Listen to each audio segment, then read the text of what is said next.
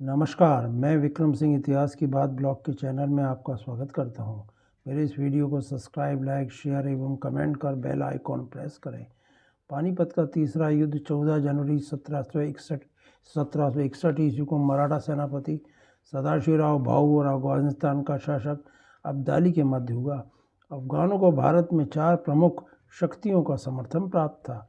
रोहिलखंड का नजीबुद्दौला के अधीन पश्तून रोहिला, कलात के बलूच खानते और अवध का नवाब शुजाउद्दौला तथा मुगल साम्राज्य के असंतुष्ट लोग। जबकि मराठा सेना का नेतृत्व किया सदाशिवराव भाऊ ने, जो छत्रपति राजाराम द्वितीय और बालाजी बाजीराव पेशवा के बाद मराठा साम्राज्य के तीसरे बड़े अधिकारी थे। इस युद्ध में अहमद शाह अब्दाली की जीत हुई और मराठों को पराजय का सामना करना पड़ा। युद्ध की घटनाएं। कुंज प्राप्त का करने से मराठों की कुछ भाग में रसद सामग्री प्राप्त हो गई थी। अंत में युद्ध करने की दृष्टि से मराठे पानीपत के मैदान में पहुंच गए, जहां अहमद शाह अब्दाली पहले ही पहुंच चुका था।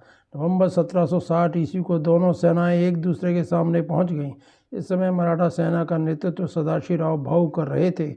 इनके साथ मराठा सरदार विश्वासराव, मल्हारराव होलकर, महादजी सिंधिया, राणोजी भोईते, इब्राहिम खान गारदी, जनकोजीराव सिंधिया, शमशेर बहादुर, दामाजी गायकवाड़, तुकोजीराव सिंधिया, यशवंतराव पवार, अखंडेकर, सिद्धोजी राजे, देशमुख, विट्ठुल विंचूरकर आदि युद्ध के लिए तत्पर थे।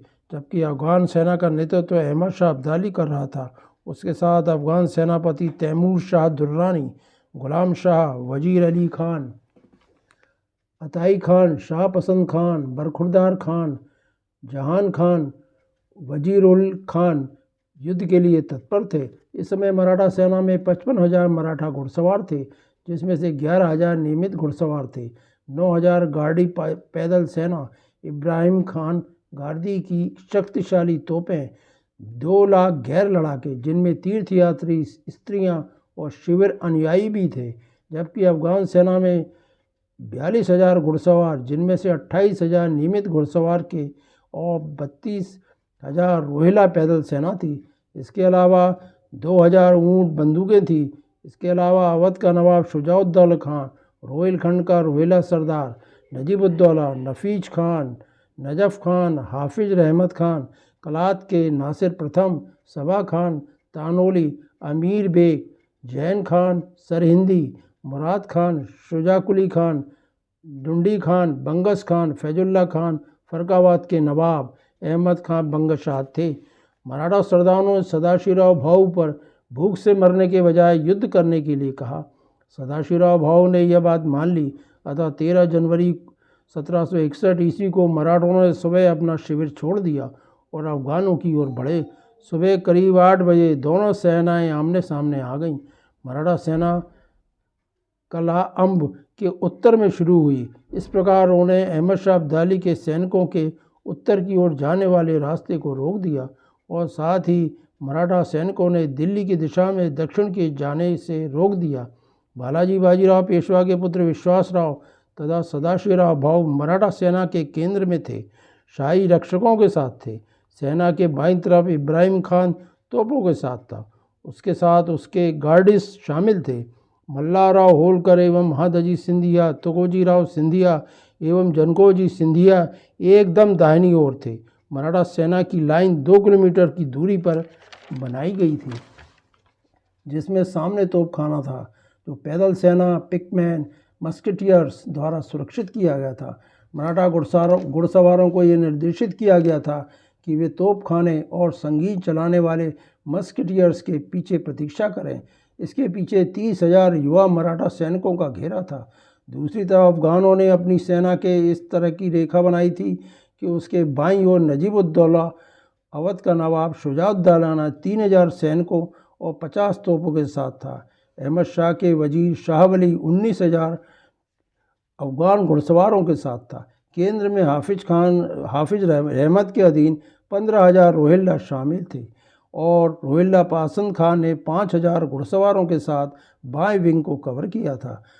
बरखुरदार खान और अमीर बेग ने 3,000 रोहिला घुड़सवारों के साथ दाएं विंग को कवर किया था। इसी क्रम में अहमद शाह अब्दाली की सेना आगे बढ़ रही थी।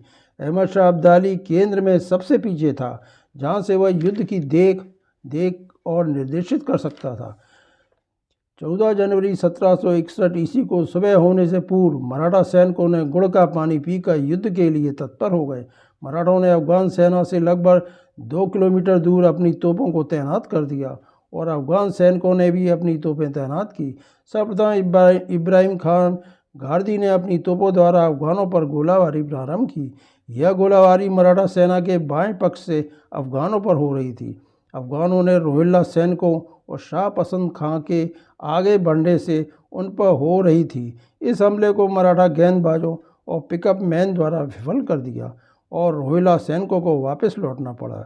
इसके बाद 3 घंटों तक इब्राहिम खान गारदी के गार्डी मस्किटियर्स ने 12,000 रोहिल्ला सैनिकों का वध कर दिया। इसके पश्चात मराठा सेनापति सदाशिवराव भाऊ ने अफगान वजीर शाह अली खान, जो कि अफगान सेना के मध्य में था, उस पर आक्रमण कर दिया। इससे अफगान सैनिक भागने लगे और अफगान वजीर ने इस स्थिति को में अवध के नवाब शुजाउद्दौला से सहायता मांगी, जो कि उसे नहीं मिली। फलस्वरूप सदाशिवराव भाऊ ने अफगान सेना के केंद्र को विभाजित कर दिया। इसी समय सिंधिया के नेतृत्व में मराठा सैनिकों ने नजीबुद्दौला के रोहिल्ला सैनिकों पर आक्रमण कर दिया। दोपहर तक ऐसा लग रहा था कि सदाशिवराव भाऊ मराठों को जीत हासिल कर लेंगे, क्योंकि अफगान सेना का केंद्र कट गया था एवं दाहिने पक्ष बुरी तरह नष्ट हो गया था। ऐसी स्थिति में अहमद शाह अब्दाली ने अपने 15,000 रिजर्व सैनिकों को और ऊँटों पर तैनात मोर्चे के साथ मराठा सेना पर आक्रमण कर दिया। मराठा घुड़सवार सेना अफगानों की बंदूकों और ऊँटों पर चढ़ी तोपों का सामना करने में असमर्थ थी। अहमद शाह अब्दाली ने 4,000 रिजर्व सैनिकों के साथ रोहिल्ला सरदार नजीबुद्दौला की सहायता के लिए दाईं ओर और 10,000 रिजर्व सैनिकों को अफगान वजीर शाह अली खां, जो कि सेना के मध्य में था, उसकी सहायता के लिए भेजा। इस समय मराठों एवं अफगानों के बीच घमासान युद्ध अपनी चरम सीमा पर था। अहमद शाह अब्दाली ने अपनी सेना के एक हिस्से को गार्दिश को घेरने और मारने का काम दिया, जो मराठा सेना के सबसे बाएं हिस्से में थे। सदाशिवराव भाऊ ने विट्ठल विंचूरकर 1500 घुड़सवारों के साथ और दामाजी गायकवाड़ 2,500 घुड़सवारों के साथ गाड़ियों की रक्षा करने का आदेश दिया। गाड़ियों को दुश्मन सैनिकों पर तोपों से हमला करने के लिए कोई आदेश न मिलने के कारण उन्होंने अपना संयम खो दिया और खुद रोहिल्लाओं से लड़ने का फैसला किया और रोहिल्लाओं पर आक्रमण कर दिया। रोहिल्ला राइफलमैन ने मराठा घुड़सवार सेना पर गोलाबारी प्रारंभ कर दी, जो केवल तलवारों के साथ लड़ रहे थे। इस कारण रोहिल्लाओं को गाड़ियों को घेरने और मराठा केंद्र को पीछे छोड़ने का अवसर दिया। इस प्रकार गार्डी अकेले रह गए और मराठे मारे जाने लगे। इस स्तर पर होलकर एवं सिंधिया के सैनिकों की टुकड़ियों ने अपनी सेना के दाएं पक्ष को तोड़ते हुए एक टुकड़ी के साथ मिला लिया और अफगान सेना के बीच में फंसने से बच गए। इस समय तक 7,000 मराठा घुड़सवार और पैदल सेना मारी जा चुकी थी। मराठा सेनापति सदाशिवराव भाऊ ने कोई रिजर्व सेना नहीं रखी थी, जो कि उनकी सहायता कर सके। अपने आगे की सेना को घटते देख और लड़ाई के बीच विश्वासराव की गोली लग जाने से उन्हें लगा कि उनके पास हाथी से नीचे उतरने और लड़ाई का नेतृत्व करने के अलावा कोई विकल्प नहीं है, और उन्होंने ऐसा ही किया। दोपहर लगभग 2 बजे आमने सामने का युद्ध प्रारंभ हो गया और मराठा सैनिकों ने ताज़ा अफगान रिजर्व के हमलों के आगे मारे जाने लगे। मोहरा में कुछ मराठा सैनिक यह देखकर कि उनका सेनापति सदाशिवराव भाऊ हाथी पर नहीं है, तो मराठा सैनिक घबरा गए और पीछे की ओर लौटने लगे, जबकि सदाशिवराव भाऊ अपने अंगरक्षकों के साथ आमने सामने के युद्ध में मारे गए। फिर भी मराठों की कुछ तोपें सूर्यास्त तक लड़ती रहीं। रात को हमले को शुरू नहीं करने का फैसला करते हुए कई मराठा सैनिक भाग निकले और मराठाओं की तृतीय पानीपत युद्ध में पराजय होगी और अफगान शासक अहमद शाह अब्दाली विजयी रहा।